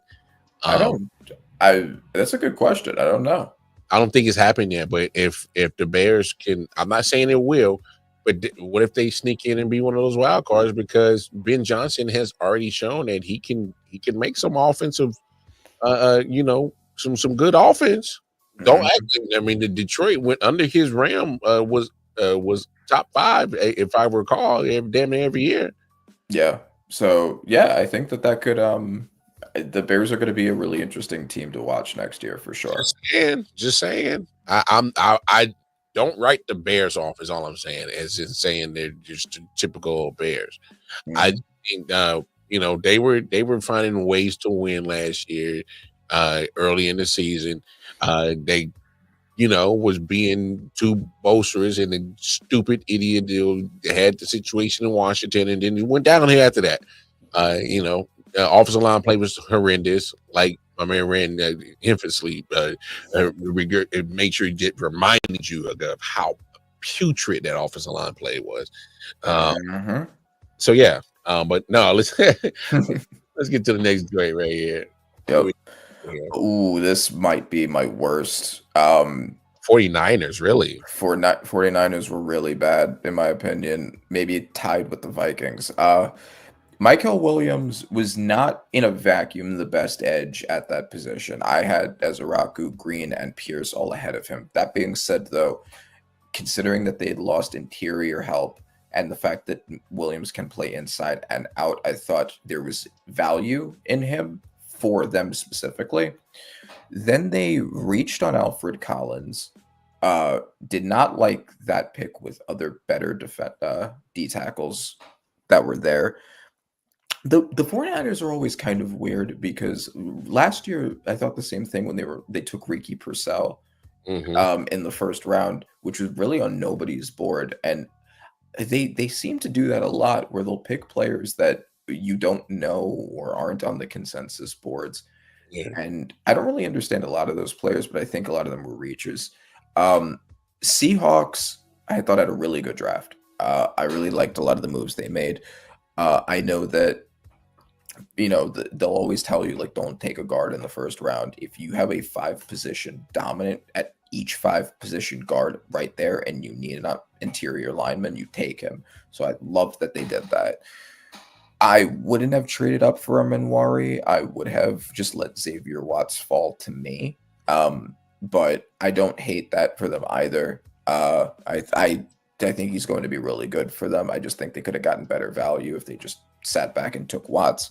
Arreo is going to be a really good pass catcher for them. They got some wide receivers like Torrey Horton and Ricky White. I would have probably taken wide receivers earlier, but they took good wide receivers and a good pass catching tight end. So they basically did fill that need anyway. So I like their draft. Rams were another one that I didn't understand. And I would say that the best thing that the Rams did was get a first for next year by trading down with the Falcons, because they're going to be able to use that for the Stafford replacement. Outside of that, though, Ferguson was not the best tight end on the board. In my opinion, Josiah Stewart I like, but he's not going to see the field most likely because of the group they have right now. Weird running back choice. Chris Paul was probably my favorite of the picks, and I think they got him at good value. But I don't really understand this one either. Aside from getting a first next year, it does seem like they made a lot of weird choices. I guess it's because they have a win now ready roster. So they don't need a lot, but they really needed a cornerback, and they didn't prioritize that. So I didn't like that either from them. The Cardinals, they were a top 5 draft for me. Also, they did a phenomenal job. Walter Nolan, loved that for them. They needed a defensive tackle. He's going to be great for them. Will Johnson, a steal because of that injury. If he is able to hit where he should hit despite the injury, it's phenomenal. Even if you redshirt him. Yeah, one of the best steals of the whole draft. Yeah. Love Jordan Birch. For big Jordan Birch, it's going to be awesome for that D line. I also love that they got Denzel Burke in addition to Will Johnson. I thought that was good value for them. Overall, I just love this draft. I think this is one of the best ones, and I think this team is automatically better. So many of those guys are going to be starters immediately.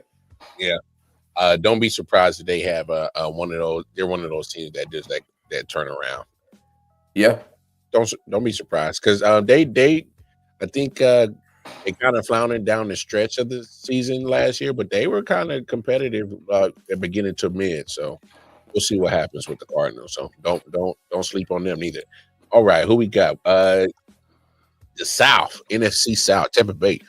So this was funny because this was their first pick, was my least favorite pick of the entire first round, because it made absolutely no sense to take a wide receiver when I get that Mike Evans and Godwin aren't young, but you just gave Godwin a huge contract.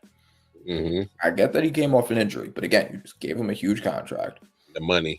And even the next receivers, McMillan, you have Otten as a pass catching tight end who was very good for you last year. Why you'd get another wide receiver who's just going to be sitting at the bottom of the depth chart with the first round pick was insane to me.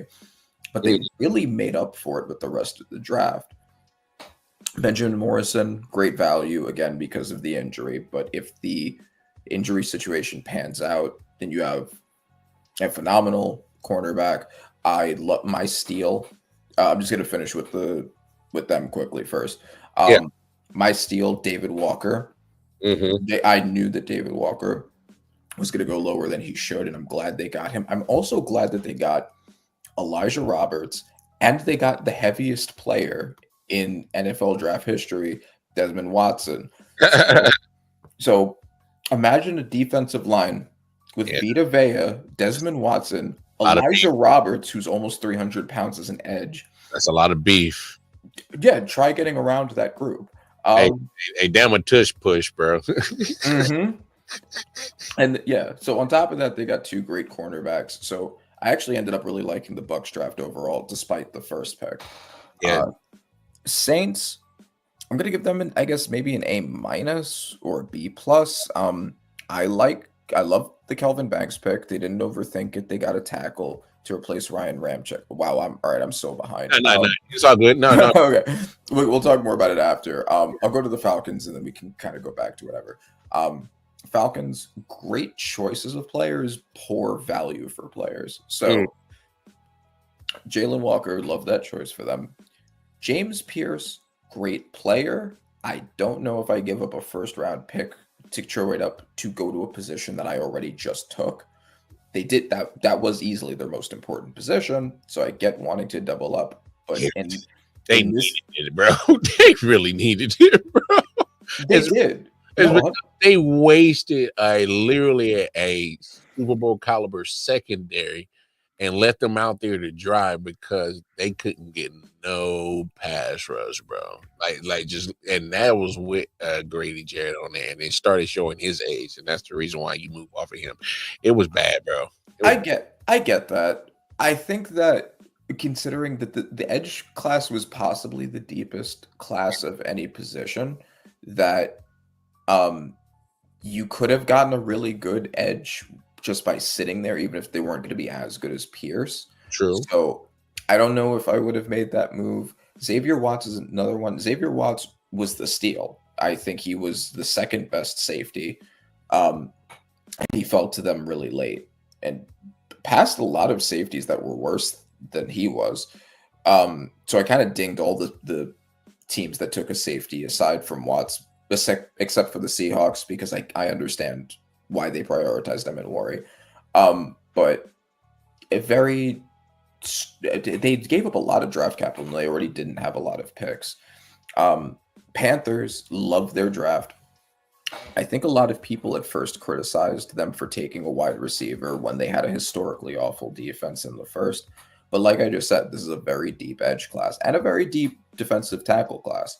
Yeah. So if you need a wide receiver and you need D-line, I think it did make more sense to take wide receiver first, since you know that the fall off is bigger if you wait later. And then they took 2 edges. Again, I don't like Nick Scourton. I don't like Texas A&M guys. I'm with you. Von Miller's been the only Texas A&M pass rusher that I've seen. Him and Myles Garrett are that's it. Yeah. And I mean, if you look at all 3, him, Stewart, and Turner, all of them have really bad production. And Scourton is, because a lot of people excused Stewart for having low production by saying that's the scheme. He's not really meant to rush the passer. He's meant to do run defense and quote, cause chaos and whatever that means. Yeah. And I think can you put that on the stat sheet? How you stat that? Huh? And my bad. Analytics can stat that shit nowadays. I'm sorry. Yeah, true. Yes. Scourton is, I guess, maybe evidence that might be true, because he was really good at Purdue, and then his performance fell off a cliff once he entered Texas A&M. So I don't really know what to make of that. Maybe they can get Purdue Nick Scourton back out of him. I don't know if this is the team to do it, but if they can, then they have a good player there. And I also like that they doubled up at edge, so they're not necessarily relying on Scourton being that. They got Princely Uman-Mielen, who I thought was a second-round talent, who they got as a steal in the third. Cam Jackson as a defensive tackle was a good move. I really, really liked the Panthers draft. I think they did everything pretty much exactly right, except I don't really like Nick Scourton. And I think they could have gotten a better edge there instead. But that's it. Got you. No, but they trying, man. They trying, man. That's all I can say. The East, the AFC East. Jets. That's 2. Jets, I like their draft.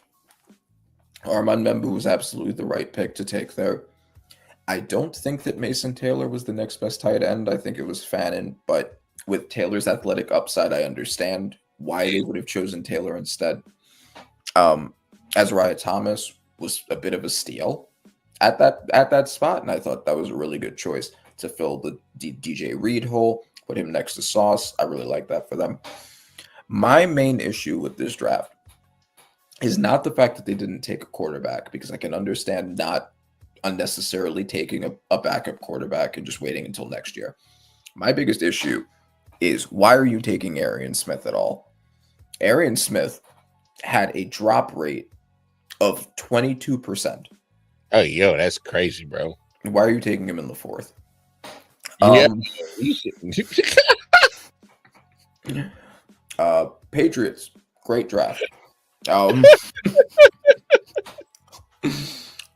You talking about a guy that should have been undrafted? What the? Should have been undrafted, but that Patriots now.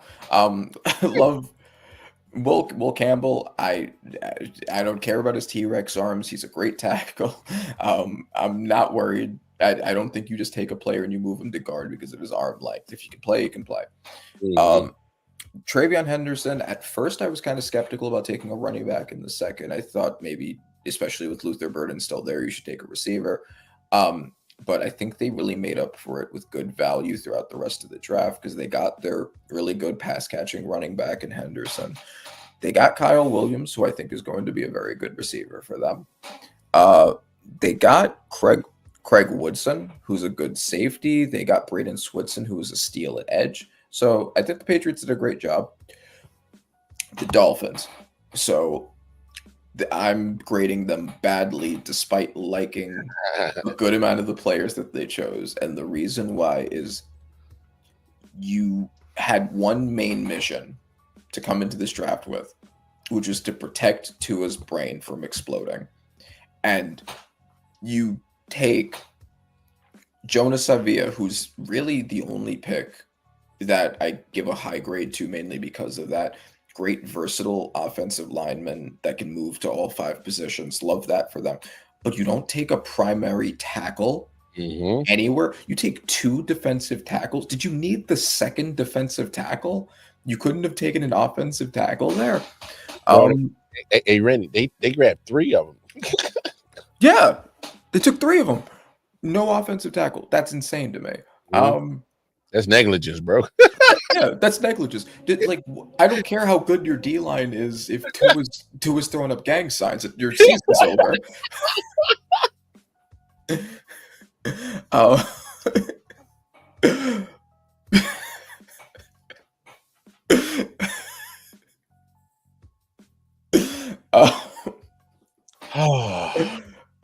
right. So the Bills. I like the Bills draft. Maxwell Hairston, he wasn't my necessarily next best cornerback at that position, but with his insane upside, I understand picking him, and I think he's going to be really good for them.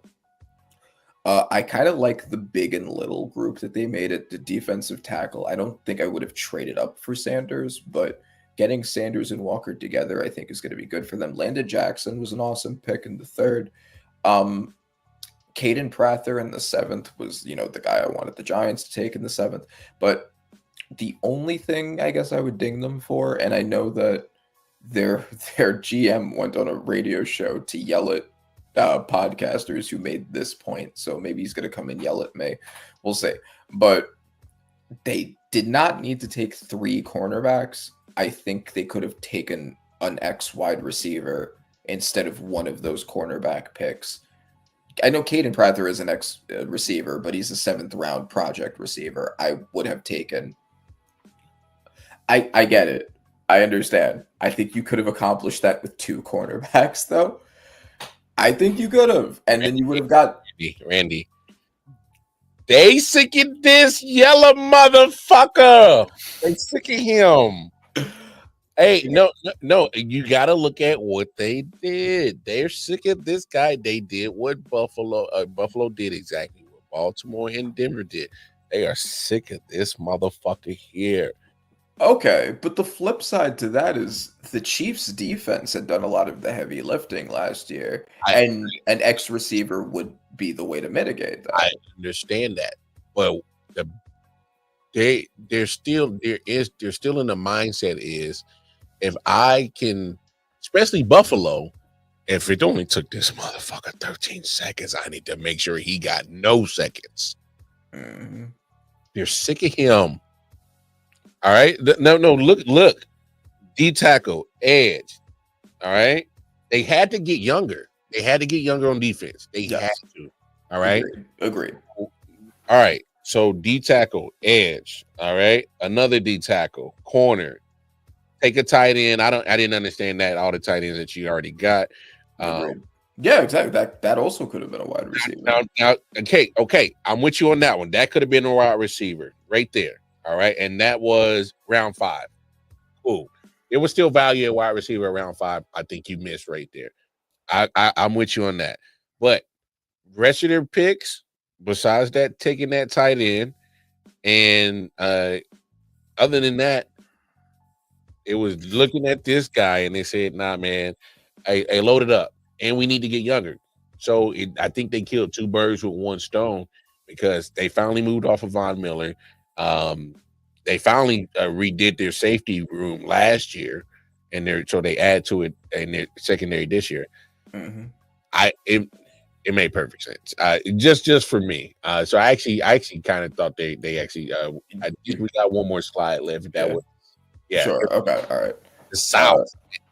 Titans. I mean, the pick was what it was what it should be. You know, Cam Ward was obvious. People have fucked up the first round before, but I like the edge that they got. Aladego, Kevin Winston Jr. I think is going to be a really good safety for them. I love that pick. I really like that they got Gunnar Helm. I thought was a steal. Like A.U. Manor was a steal. Jackson Slater as a guard. They should have taken a tackle somewhere, but I think that aside from that, they got good players at positions that made sense for them to build around Cam Ward. I also love that they got Xavier Restrepo, undrafted, as Cam Ward's favorite college target. Yep. So they didn't have to spend a draft pick on him, but they still got him for him. So love that for them too. Colts is another one, not necessarily sexy, but everything makes sense. Tyler Warren just fell into their lap, and I thought that was great for them. He fits a Colt, or what a Colt would be like, bro. Yeah, and it's the perfect intersection of need and BPA right there. You got Dallas Clark written all over him, bro. Facts, yes. JTT, I think, is a really good edge. Love that for them. Justin Wally, I don't know if he was necessarily the best cornerback there, but they needed another cornerback, and you know, if he's worth that pick, then that's going to be good for them. They got an offensive tackle. I like that. Yeah. I like the Riley Leonard pick for them because if you're good at, first of all, you need quarterback competition there. It's like you need another option. You're not relying on Richardson and Jones. Please don't do that. Don't do what we did. And I like also the fact that Riley Leonard is a running quarterback that it fits a very similar scheme to Richardson and Jones. So I think he would slot into that offense really well. Yeah. Texans, again, kind of like the Dolphins. So I like that they got Arian Tiercery. I love doubling up Higgins and Knoll, bringing the Iowa State wide receiver duo together to replace Diggs and Tank Dell. Love all that. After that, what are you doing? No interior offensive line, which you still needed. You took a cornerback next, and you really did not need one. Your secondary is one of the best secondaries in the NFL, if not the best. Why are you spending that pick on a cornerback? Woody Marks, why are you spending the 5th round pick on a backup? I'm sorry, a 4th round pick on a backup running back when you don't have interior offensive line, and he wasn't even the best running back available. The same thing with quarterback. He wasn't even the best backup quarterback at that point. So it started off good, it fell off a cliff. Jaguars, love trading up for Travis Hunter. I think it was worth it for what they gave for him. Caleb Ransaw, I wouldn't have traded up to get both Milam and Ransaw. I would have probably just taken Milam since they already have Hunter for corner. And they could have gotten another corner later because they do need more than one. Bashal Tootin, I like that for them to pair with Trevor Etienne. Yeah, I mean, they definitely boosted up the secondary and they really needed to. They got LaQuint Allen, who, yes, 2 running backs, but 2 running backs at pretty low value. They addressed the things that they needed, and I think both Tootin and Allen have good upsides. So kind of putting them with Trevor Etienne is a nice mix in the backfield. Their secondary, which was the big thing to target here, I think benefited massively. Man, I know we just went through a lot, and first of all, I definitely appreciate Randy for your dedication to this and to deliver this content. So please make sure you like, share, subscribe, hit that share button. All right, hit that bell notification, but definitely hit that share button. Everybody needs to soak in some of this draft, post-draft knowledge, because my man Randy takes this serious, bro. He does a lot of thought process into this. He's a very, dedicated thinker. All right, he's going to use his brain. The man passed the bar, damn it. All right, do you know how much that dedication it takes? All right, damn it. All right. Well, I wasn't on the show that whole time. Yeah, but no, definitely appreciate you doing all that. I know we ran a little bit extra, not a little bit, but way extra than what we normally would. So please like, share, subscribe, tap in with Randy, Panther on that. Again, I appreciate everything you've done for this. Great conversation. Happy to be a part of it, of course. Yeah. Always down to talk sports. He's going to be upset when he finds out that that series is going 7. But other than that, he's a rational thinker. All right. We'll be back here next week. We'll see. We'll see when the series is over, because it will be. Hey man, it's been real. Y'all know where to find us on social media, man. Hey, we out of here. Rand, go get some sleep. I'm out of here. Holler at y'all later, man. Peace. Yeah.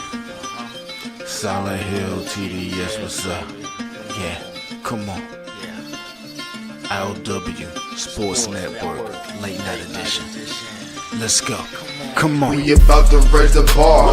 Wild card mall. Everybody grab a seat, cause you know we about to spark. Late night sports talk. Como de lo cigar. Man, you don't wanna start. Wild card mall.